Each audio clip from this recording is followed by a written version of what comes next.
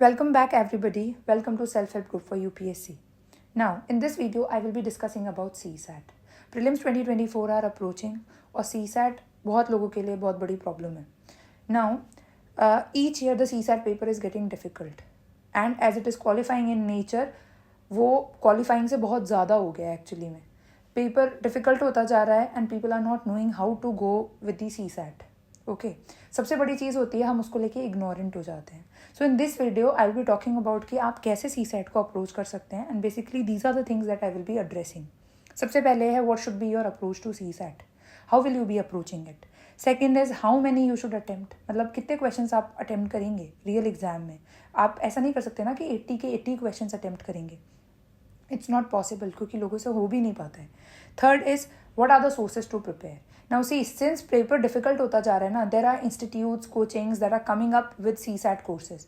पहले जितने CSAT होता था ना, आपको कोर्स दिखते थे 5,000, 7,000, 10,000 में. But now what are you seeing कि बहुत ज़्यादा वो हो गए हैं, मतलब कॉस्टली हो गए हैं कोर्सेज. ठीक है, I have seen many of my friends, they have purchased. वो 4-6 महीने पहले ही परचेज करके रखा हुआ है उन्होंने कोर्स. ऑल्दो वो रेगुलरली उसको कर नहीं पा रहे हैं या फिर कर भी रहे हैं, तो eight the end of the day ना CSAT is all about practice. आप कहीं से भी क्लास लीजिए, कुछ भी लीजिए, उसको आपको करना पड़ेगा. If I tell you a technique today, if I tell you a formula today कि ठीक है ये क्वेश्चन आपने ऐसे करना है, but what will happen if you are not practising it enough ना, आप उसको रियल टाइम में कर ही नहीं पाएंगे. सबसे पहली बात है आपको खुद से वो चीज़ एनालाइज करनी आनी चाहिए कि मैंने ये चीज़ प्रैक्टिस की है, I have prepared it well, so I will be able to do it. और लास्टली होता है कि how do you attempt CSAT paper in exam hall. आप रियल टाइम में कैसे करेंगे. रियल टाइम में ना एक्चुअल में ऐसे नहीं होता कि आप सीरियल वाइज जा रहे हैं 1 से लेके 80 तक. तो in the end of the video ना I will be telling you about my technique, how I use to solve paper. For somebody like me जिसका मैथ्स का बैकग्राउंड नहीं है, it has already been very difficult for me. पहले 2 साल तो मेरा क्या हुआ था ना कि मैंने CSAT को इग्नोर भी नहीं किया था, मैंने पढ़ा था. बट लास्ट में मेरे को लग रहा था कि CSAT मेरे से हो नहीं रहा and I use to give my GS का टाइम टू CSAT. और उससे क्या होता है, आपका GS भी कॉम्प्रोमाइज़ कर रहे हैं. So both are equally important. सबसे पहली चीज़ है आप इन दोनों को ये बात सच में अपने दिमाग में बिठा लीजिए कि CSAT एंड GS का जो फर्स्ट पेपर है हमारा प्रीलिम्स का, जिस पे कट ऑफ डिसाइड होती है, ये दोनों पेपर आर इक्वली इंपॉर्टेंट. एक CSAT को कम मत समझिएगा. It has the power to throw you out of the competition. ठीक है, हम कहीं पे स्टैंड भी नहीं करेंगे. So I have so many people and you must have seen many people getting 135, 140 marks. लेकिन अगर आप CSAT क्वालिफाई नहीं कर रहे तो how does that make a difference. So let's get started. सो सबसे पहले एक चीज़ समझते हैं कि what are the issues with CSAT. सबसे पहली चीज़ है कि each year the paper is getting difficult. इस साल आपको ज़्यादातर क्वेश्चंस दिखेंगे नंबर सिस्टम और परम्यूटेशन कॉम्बिनेशन में से. ठीक है, मैंने परम्यूटेशन और कॉम्बिनेशन नहीं किया था. पर्सनली स्पीकिंग मेरा परम्यूटेशन कॉम्बिनेशन बहुत ख़राब है. That was the thing which I always left. So इस साल मुझे भी बहुत डिफिकल्टी हुई थी when I saw the paper. So मैं उस एरिया में भी, मतलब उस चीज़ में भी आपको बताऊंगी कि how can you handle it. Exam में ऐसा हो सकता है कि you are not seeing questions जो आपसे हो पा रहे हैं. So what are you suppose to do in that case. Second is neglected by all. CSAT है समथिंग जो आपको लगता है ना, आप सुनेंगे लोगों से कि CSAT ही तो है, हो जाएगा. डजेंट मैटर आपका IIT का बैकग्राउंड है, डजेंट मैटर आपका मैथ्स का बैकग्राउंड है. At the end of the day CSAT has to be qualified. और अगर आप उसको नहीं करेंगे ना तो दिक्कत हो जाएगी. और CSAT आप पढ़ के देखिए, आप अपना पहले लेवल चेक कीजिए कि आप कहाँ पे स्टैंड करते हैं. और इस पेपर में ना सबसे बड़ी चीज़ है एडमिट करें अगर आपको नहीं आ रहा. ये जितने भी एग्ज़ाम्स होते हैं ना, स्पेशली UPSC में, CSAT में एक ऐसा केस है कि लोगों के ना ईगो पे आ जाती है. लोगों को लगता है मेरे से ये क्वेश्चन कैसे नहीं हो रहा, मेरा तो मैथ्स का बैकग्राउंड था, मैंने ये प्रैक्टिस किया था, मुझसे क्यों नहीं हो रहा. और वहाँ पे ना वो आपको बैकफायर कर देगा. आप एक ही क्वेश्चन में लटक जाएंगे या फिर आप CSAT पढ़ेंगे ही नहीं. Initially if I talk about the preparation phase, आप CSAT नहीं पढ़ेंगे क्योंकि आपको लगता है मैथ्स तो मुझे अच्छे से आता है, मेरा हमेशा से फेवरेट रहा है, I have scored well in that, college में भी, यहाँ पे भी, so I will be able to do that. Don't do this to your yourself करके आप अपने आप को ही पीछे कर रहे हैं. Third is non maths background. उनके लिए ये बहुत बड़ी प्रॉब्लम है क्योंकि उनको समझ नहीं आता कि हम कैसे सॉल्व करें. तो सबसे बड़ी चीज़, अगर आपका नॉन मैथ्स बैकग्राउंड भी है ना, तब भी ये पेपर डूएबल है. आप इस चीज़ में मत जाइए. लोग मार्केट में बहुत ज़्यादा फियर क्रिएटेड है CSAT को लेके. सो आपको उस चीज़ पे नहीं जाना है. Obviously CSAT has to be practice, CSAT पे मेहनत करनी है, बट अपने आप को ये समझाइए कि वो क्वालिफाइंग है and I can do it. और लोग कर रहे हैं, आप भी कर लेंगे. लेकिन उसको अगर आप डर से लेके जाएंगे ना, मैंने पहले 2 अटेम्प्ट में बहुत डरा था सीसैट से, क्योंकि मेरा मैथ्स का बैकग्राउंड नहीं था। उल्टा क्या हुआ ना, वहाँ पे जाके मुझसे हो ही नहीं रहे थे। मुझे लग रहा था यार इतना डिफिकल्ट क्वेश्चन है, कैसे होगा कैसे होगा। और 3rd अटेम्प्ट में मैंने वही अप्रोच की, लेकिन मेरा हो गया था। 4th में भी हो गया था। So this is what I am telling you कि आप अच्छे से प्रैक्टिस करके जाइए घर से। आपको ये पता होना चाहिए at the end of the day कि I have put in my efforts, मैंने सब कुछ किया हुआ है and I will be able to solve. वो 66 नंबर लाना भी ना बहुत डिफिकल्ट हो जाता है अगर आप उसके लिए थॉरो स्ट्रैटेजी फॉलो नहीं कर रहे हैं। एक अप्रोच होती है हर चीज़ को, वो आपको फॉलो करनी है। और लास्ट है lack of understanding of paper. ये मैं क्यों कह रही हूँ कि उसको रैंडमली नहीं पढ़ना है, यहाँ से पढ़ लिया ये अच्छा लग रहा है, वहाँ से पढ़ लिया कि नंबर सिस्टम पढ़ लिया, कल टाइम एंड वर्क पढ़ लिया, कैलेंडर पढ़ लिया, बस ठीक है इतना, ये आप रैंडमली पढ़ रहे नहीं। There is always a strategy to paper. आपको हमेशा स्मार्ट वर्क करना है कि आप लो हैंगिंग फ्रूट्स पकड़िए। आपको हर पेपर में हमेशा कुछ लो हैंगिंग फ्रूट्स दिखेंगे जहाँ से क्वेश्चंस आएंगे ही आएंगे। So focus on those areas. तो इसके बारे में भी हम बात करेंगे। So let's get started with this. So how do you go about CSAT? सबसे पहले आपको क्या करना है ना, take past 10 years of paper and you have to identify the pattern that are repetitive. Okay, यहाँ पे थोड़ा सा गलती हो गई है लिखने में। So you have to identify the patterns that are repetitive. अब मैं आपको सिर्फ 2022 और 2023 का एग्जाम्पल देती हूँ। यू सी हियर, ये रिमाइंडर पे क्वेश्चन है, ये देखिए, ये आपको दिख रहा है 2022 का है। सेम क्वेश्चन आपको 2023 में दिखेगा। ये देखिए, यहाँ पे इन्होंने पूछा है। ओके, मैं ऐसे बताती हूँ तो ज़्यादा अच्छे से आएगा समझ। ये देखिए, ये सेम क्वेश्चन 2022 में है, ये सेम क्वेश्चन आपको 2023 में दिखेगा सेम चीज़ पे। ओके, फिर उसके बाद आप ये देखिए, again they have asked you in 2023 same question. और ये सिर्फ मैंने अभी 2 साल का बताया है। मैं अपनी फर्दर वीडियो जो लाऊंगी ना सीसैट में, कि आपको प्रीवियस ईयर क्वेश्चन कैसे देखना है एंड रीडिंग कॉम्प्रीहेंशन बेसिकली कैसे सॉल्व करनी है, उसमें आई विल शो यू कि अगर आपने मिनिमम 10 years का पेपर भी लगाया है ना, तो आपको कुछ चीज़ें दिखेंगी जो रेपिटेटिव हैं। ये देखिए नंबर सीरीज में ये आपको दिखा है। उसके बाद आप ये देखिए, सेम पैटर्न में क्वेश्चन है। और ये देखिए सेम, ये देखिए ये लेटर्स का अरेंजमेंट, ये देखिए लेटर्स का अरेंजमेंट। मैं वही कह रही हूँ, आप अगर ध्यान से देखेंगे ना, आपको दिखेगा कि क्वेश्चंस पूछे जा रहे हैं। ओके, सी अगेन सीरीज वाला नंबर सीरीज, नंबर मतलब अल्फ़ाबेट सीरीज में। तो बेसिकली ना आपको ज़्यादातर क्वेश्चंस दिखेंगे कि जस्ट अ मोमेंट, हाँ, कि ऐसे आ रहे हैं। सो ये मैं क्यों बता रही हूँ आपको कि जब आप प्रीवियस ईयर क्वेश्चन 10 years के सॉल्व करेंगे ना, ये मैंने अभी सिर्फ 2 साल का लिया है, आपको दिखेगा कि किस चीज़ पे ज़्यादा वेटेज है, क्वेश्चंस रिपीट हो रहे हैं पैटर्न के। आप उन क्वेश्चंस को ज़्यादा प्रैक्टिस कीजिए, तो आपको पता चलेगा कि देयर आर क्वेश्चंस जो आप डूएबल कर रहे हैं। देखिए 80 में से ना 50 इज़ अ डिसेंट मतलब डिसेंट अटेम्प्ट। अगर आपने 80 क्वेश्चंस में से 50 भी कर लिए, 45 to 50 की रेंज में आप करके आ रहे हैं, दैट इज़ ओके। उसमें मैं आपको बताऊंगी कि आपको सबसे ज़्यादा किस चीज़ पे ध्यान देना है जब आप कर रहे हैं। 2 चीज़ें होती हैं, let me right it here, 1 minute मैं दिखती हूँ। सीसैट में ना सबसे बड़ी चीज़ होती है, ये याद रखिए, टाइम मैनेजमेंट। जब मैं सिमुलेशन की बात करूँगी ना, मैं वही बात करूँगी, टाइम मैनेजमेंट एंड सबसे इम्पॉर्टेंट एक्यूरेसी। ये मैं बताती हूँ क्यों, क्योंकि आप ज़्यादा क्वेश्चंस नहीं कर पाएंगे, ये याद रखिएगा। अगर आप ज़्यादा क्वेश्चंस नहीं करेंगे तो आपका ध्यान होना चाहिए एक्यूरेसी पे। ओके, सो टाइम मैनेजमेंट की आप उन 2 घंटों में एक्यूरेसी कैसे मेंटेन करेंगे, that is very important. Okay, so be sure about that. ये हो गया। Now second point was know your strong areas and weak areas. हमारे सीसैट के पेपर में 3 पोर्शंस होते हैं ना, आरसी होता है, क्वांट होता है और लॉजिकल रीजनिंग होता है। ये क्वांट वाला सेक्शन ना उनके लिए बहुत प्रॉब्लमेटिक है जिनका मैथ्स का बैकग्राउंड नहीं था। लेकिन जैसे मैंने आपको बताया कि आपको टाइम एंड वर्क में से क्वेश्चंस दिखेंगे। 2023 में भी क्वेश्चन था, 2022 में था, 2021 में था, ठीक है, ये क्वांट में था। उसके बाद आपको स्पीड में दिख जाएगा, स्पीड इन डिस्टेंस, ये जो क्वेश्चंस हैं। आपको नंबर सिस्टम से इस पर कितने सारे क्वेश्चंस दिखे हैं, परम्यूटेशन कॉम्बिनेशन में से दिखे हैं।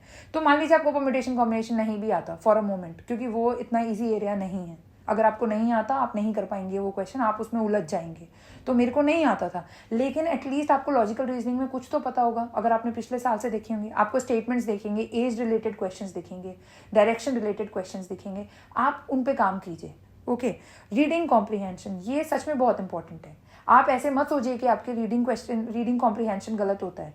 तो मैंने यहाँ पे क्या लिखा है कि know your strong and weak areas. आपको पता होना चाहिए कि मेरा क्या अच्छा है। अगर आपका मैथ्स अच्छा है ना, आप मैथ्स से पेपर स्टार्ट कीजिए। आप पेपर वहाँ से स्टार्ट कीजिए जहाँ पे आपको कॉन्फिडेंस है। लाइक मेरा रीडिंग कॉम्प्रीहेंशन है, तो मैं आपको बोलूँगी रीडिंग कॉम्प्रीहेंशन आप जितना कॉम्प्लेक्स बनाएंगे उतनी दिक्कत है। रीडिंग कॉम्प्रिहेंशन ईजी होता है प्रोवाइडेड आपको क्या करना है, आपको प्रीवियस ईयर क्वेश्चन सॉल्व करना है। अब प्रीवियस ईयर क्वेश्चन सॉल्व क्यों बोल रही हूँ मैं करने के लिए, रीडिंग कॉम्प्रिहेंशन में सबसे पहले आप लास्ट 10 ईयर्स के जितने रीडिंग कॉम्प्रिहेंशन आए ना वो सारे सॉल्व कर दीजिए। उससे क्या होगा, सबसे पहली बात आपको यूपीएससी की लैंग्वेज समझ में आएगी। यूपीएससी का जो रीडिंग कॉम्प्रिहेंशन है वो थोड़ा अलग है। आप अगर पैटर्न देखेंगे ना, मैं जब अपनी रीडिंग कॉम्प्रिहेंशन की लेके आऊँगी अगली वीडियो थोड़े दिनों में मैं लेके आऊँगी, आई विल टेल यू कि कुछ चीज़ें तो शॉर्ट होती हैं, आप वो स्टेटमेंट पढ़ते ही डिलीट कर देंगे कि यार ये तो होगा ही नहीं। जैसे हम जीएस में बात करते हैं ना, वैसे ही बहुत सारे उसमें हैं, सी सैट में आपको दिखेगा। तो आप पहले क्या कीजिए, जो सी सैट का सबसे बड़ा गेम होता है कि जो आपका स्ट्रॉन्ग एरिया है उसको आप ज़्यादा मेहनत कीजिए, वो आपको हमेशा रिजल्ट देगा। और जो वीक एरिया है ना उसको एवरेज बनाइए। सो focus on making your strong areas more stronger and weak areas your average, इतना करने की कोशिश कीजिए। तो ये जो 3 चीज़ें मैंने यहाँ पे लिखी है ना, इसमें से कोई 2 आपको अच्छे से करने पड़ेंगे, ठीक है। तो मान लीजिए आपको रीडिंग कॉम्प्रिहेंशन और एलआर आपने कर लिया, तो क्वांट में से आपने 4-5 भी कर लिए, बहुत होंगे। Eight the end of the day 25 reading comprehension होते हैं, 25 to 27, ओके तो थोड़ा ऊपर नीचे हो जाएगा, चलेगा। और ऊपर से आपको सिर्फ 20 to 25 क्वेश्चंस और ढूंढने हैं। तो अगर आप ये बना के रखिए कि आपने अगर जाते ही कर लिया, तो खैर ये मैं लास्ट में आते आते बताऊंगी, but for the time being आप इतना याद रखिए, इन 3 में से आपको कोई 2 अच्छे से प्रिपेयर करने। इस बार क्वांट के क्वेश्चन ज़्यादा थे, लॉजिकल रीजनिंग के कम थे। लेकिन अगर आपको रीडिंग कॉम्प्रिहेंशन आती थी और लॉजिकल रीजनिंग, फिर भी आप पेपर निकाल लेते। तो मैं वही कह रही हूँ कि पेपर ना डुएबल है। आप अपने आप को इतना वो मत कीजिए कि लोग बोल रहे हैं अरे मैथ्स तो आप कर लेते, आपने ये नहीं किया। देखिए पेपर से आने के बाद ना बोलना बहुत आसान होता है कि आप ये कर सकते थे, आप वो कर सकते थे। जो वहाँ पे बैठ रहे होते हैं ना, उन्हीं को पता होता है कि कितना प्रेशर होता है उन 2 घंटों में कि आपको 80 क्वेश्चन सॉल्व करने हैं। अगर मैं वही चीज़ आपको बोल दूँ 3 घंटे में करनी है, आप आसानी से कर लेंगे। So that is the thing, focus on the time management, और जो आपका स्ट्रॉन्ग एरियाज है उसको आइडेंटिफाई करो और वीक एरियाज पे पहले काम करो। और स्ट्रॉन्ग एरियाज को साइड में नहीं रख देना है, स्ट्रॉन्ग एरियाज पे मेहनत करनी है। Now devote consistent time. ये मैं क्यों बोल रही हूँ, अभी से 1 घंटा दीजिए। Even if you are starting for February ना, आपके पास ऑलमोस्ट 4 मंथ्स हैं, आप स्टार्ट कीजिए, रोज़ 1 घंटा दीजिए। और ये जो रोज़ 1 घंटा है ना, ये लास्ट में मत दीजिए। मैं ये क्यों बता रही हूँ, मान लीजिए आपने पूरे दिन में टारगेट बनाया कि लास्ट के 7 से 8 बजे का टाइम जो है मैंने वो सी सैट में देना है। उसके चक्कर में क्या होगा ना, मान लीजिए आपका टारगेट्स पूरे नहीं हुए, आप सी सैट भी नहीं करेंगे और आज के लिए इग्नोर हो जाएगा। ये मैंने अपने सेकेंड अटेम्प्ट में किया था। मैंने लास्ट का रोज़ का टाइम डिसाइड किया था, 1.5 घंटे का मैं दूंगी सी सैट को। क्या होता था कि मेरे बाकी टारगेट्स पूरे नहीं होते, तो मुझे थोड़ा सा लालच आ जाता था कि क्या पता मेरा मतलब मुझे वो मेंटल सेटिस्फैक्शन दे रहे हैं ना जीएस कंप्लीट करने पे, वो सी सैट में नहीं हो रहा, तो मैं सी सैट इग्नोर कर देती थी। और एज अ रिजल्ट क्या हुआ ना, मेरा पेपर था जून में और मैं मई पूरा सी सैट पढ़ रही थी, 4-4 5-5 घंटे में सी सैट कर रही थी। बिकॉज जब भी मैं बैठती थी मुझे होपलेसनेस होती थी कि मेरे से तो अभी क्वेश्चन नहीं हो रहा, वहाँ पे कैसे होगा। So don't do that, okay. Devote time, उसको उसकी ड्यू इंपॉर्टेंस दीजिए। और इसके लिए आप क्या कर सकते हैं कि सुबह 10 से 11 या फिर दिन में 2 से 4 वो टाइम जहाँ पे आपको थोड़ा लेजी फील हो रहा होता है ना, आप सी सैट करिए, क्योंकि मैथ्स है, आप एंगेज्ड रहेंगे, but give it it's due importance. उसको लेके कंसिस्टेंसी कीजिए, उस पर मत करिएगा, चूकिएगा मत। सबसे ज़्यादा रिग्रेट होगा अगर आपका जीएस क्लियर हो रहा होगा और सी सैट नहीं होगा। और next is learn to pick questions. This I will tell you, जैसे ही आपके हाथ में क्वेश्चन पेपर आता है ना, जब भी, चाहे आप सिमुलेशन टेस्ट दे रहे हैं चाहे आप फाइनल टेस्ट दे रहे हैं, एक चीज़ याद रखिएगा, पेपर को पिक करना सीखिए कि आपने देखा है और आपको पता है कि ये मैंने प्रैक्टिस किया था। आप देखते ही आइडेंटिफाई कर लें विद इन 10 to 20 सेकेंड्स कि ये पेपर, ये क्वेश्चन मेरे से डूएबल है। अगर उसको करते वक्त मान लीजिए 1-2 मिनट से ऊपर लग रहा है तो उसको छोड़ दीजिए, वो आपको ईगो पे नहीं लेना है। तो यहाँ पे मैंने लिखा है ना, do not take on your ego, don't do this. और ये जो मैंने पिक करने वाली बात बोली है ना, ये मैं आपको अभी बताऊंगी, जब नीचे बताऊंगी कि जब आपके हाथ में पेपर आता है आप कैसे अप्रोच में जाएंगे। क्योंकि अगर आपको पिक करना आता है ना, तो आप इजीली 45 to 50 क्वेश्चंस अपने लिए ढूंढ लेंगे, और नहीं आता आप उनमें उलझे रहेंगे जो आपके 5-5 6-6 मिनट खींच लेंगे। मैंने कहा ना 70 to 80, मतलब 60 से 80 के ब्रैकेट में जाएंगे ना जब आप क्वेश्चंस में, आपको दिखेगा बहुत सारे 7-8 क्वेश्चंस है जो आप कर सकते थे। लेकिन क्या आपका पूरा टाइम तो 60 तक ही ले गया, तो आप 60 से 80 तो पढ़ ही नहीं पाए कि आंसर्स क्या थे, मतलब क्वेश्चंस क्या पूछे थे। So don't do that mistake. आप पिक करना सीखिए, एक पूरा ग्लैंस ले लीजिए पेपर का और आपको समझ में आएगा कि there are some low hanging fruits जो आप देखते ही समझ जाएंगे। लाइक नंबर सीरीज पे क्वेश्चंस आए हैं, नंबर सिस्टम में ये जो रिमाइंडर वाला है इन पे क्वेश्चंस आ गया, एज पे आ गया, कुछ भी ऐसा क्वेश्चन है आप समझ जाएंगे कि ठीक है ये मैंने प्रैक्टिस किया हुआ है, I will be able to do it. So वो चीज़ें उठाइए जो आपको देखते ही पता चल रही है कि ये तुरंत हो जाएंगी। Next is focus on time management and accuracy, जो मैंने बताया। अब इसके लिए आपको क्या करना है, सिमुलेशन। सिमुलेशन में ना आपको क्या करना है, I will tell you, just listen here carefully. Paper पे जाने से पहले ना आपको क्या करना है, हम क्या करते हैं ना, सी सेट की प्रैक्टिस करते हैं फॉर 2 आवर्स। लेकिन आप क्या कर रहे हैं ना, आप फ्रेश माइंड से 2 आवर्स में बैठ रहे हैं, तो आपको सी सेट आ जाएगी। आपको प्रैक्टिस क्या करनी है, this you have to do in the month of April and May, ठीक है। मतलब संडे टू संडे कर सकते हैं, या फिर आप एक जीएस दीजिए, प्लस 3 आवर का गैप लीजिए, और प्लस फिर से आप क्या करिए, सी सेट का पेपर दीजिए। ये जो पूरा ब्रैकेट है ना, 2 + 3 5 6 7 घंटों का, वो रियल टाइम को सिमुलेट करेगा। उससे क्या होगा, आपको आदत हो जाएगी कि आपने जीएस किया, उसके बाद 3 घंटे के टाइम में आपको रेस्ट मिला और सी सेट आपने किया। इससे क्या है ना, आपको ये प्रेशर हैंडल करने की आदत हो जाएगी कि आप थके हुए हैं तो आप कैसे देखेंगे। क्योंकि क्या होता है, जब आप फ्रेश माइंड पे होते हैं ना, तब आप बिल्कुल अच्छे से प्रिपेयर्ड होते हैं कि मेरे को सी सेट देना है। आप तब देखिए ना कि आपने पूरी एनर्जी लगाई है, आपने पहले 100 क्वेश्चन जीएस के सॉल्व किए हैं, फिर थोड़ा सा ब्रेक मिला है, उसके बाद आप सी सेट कर रहे हैं। सो आप समझ रहे हैं कि ये एक आपका माइंड ट्रेन होता है। तो जितना आप अपने माइंड को ट्रेन कर लेंगे, उतना कम प्रेशर आपको रियल टाइम एनवायरनमेंट में लगेगा वहाँ पे। Okay, so I hope I am clear with this thing, कि जब मैं बोल रही हूँ तो आपको समझ आया होगा।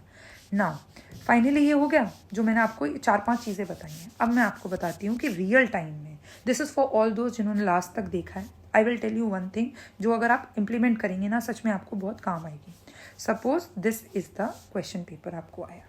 ओके, नाउ सबसे पहली बात मैंने जो बोली थी कि अब मैं ये आपको बता रही हूँ कि उन 2 घंटों में आपको क्या करना है जब आपको मिलेगा, और आप ये सिमुलेशन में भी करके देखिएगा। मान लीजिए आपका सबसे अच्छा, मतलब आपका स्ट्रॉन्ग एरिया है रीडिंग कॉम्प्रिहेंशन, या फिर आप मैथ्स को ले लीजिए, जो आपका है। मेरा रीडिंग कॉम्प्रिहेंशन है, तो मैं उस हिसाब से आपको बताती हूँ। Being from a non medical background, मैं आपको बताती हूँ कि अगर रीडिंग कॉम्प्रिहेंशन है मेरा strong area, I will start from my strong area. मैं रीडिंग कॉम्प्रिहेंशन से स्टार्ट करूँगी। माई टारगेट वुड बी कि मैं 45 मिनट्स में रीडिंग कॉम्प्रिहेंशन कर दूँ। मान लीजिए 25 क्वेश्चन थे, और इसकी एक्यूरेसी आपको इतनी बनानी है with practice, previous year question का जो मैं बता रही थी, आपको इतनी बनानी है कि आप 19 to 20 क्वेश्चन सही कर रहे हैं, और ये प्रैक्टिस से आ जाएगा। Don't worry, this is not something that is impossible, you will be doing it. मैंने भी किया है, आप भी कर लेंगे। ओके, इसके लिए मैंने आपको बता दिया कि आपको 10 साल के प्रीवियस ईयर क्वेश्चन उठाने हैं और उनके रीडिंग कॉम्प्रिहेंशन करने हैं। हो गया, आपने ये कर लिया। Now you have 1 hour 15 minutes, और इसको आपको किस पे डिवाइड करना है। अब आपको क्या करना है ना, मान लीजिए 25 क्वेश्चन हो गए, अब आप पूरा पेपर एक बार ग्लांस कीजिए।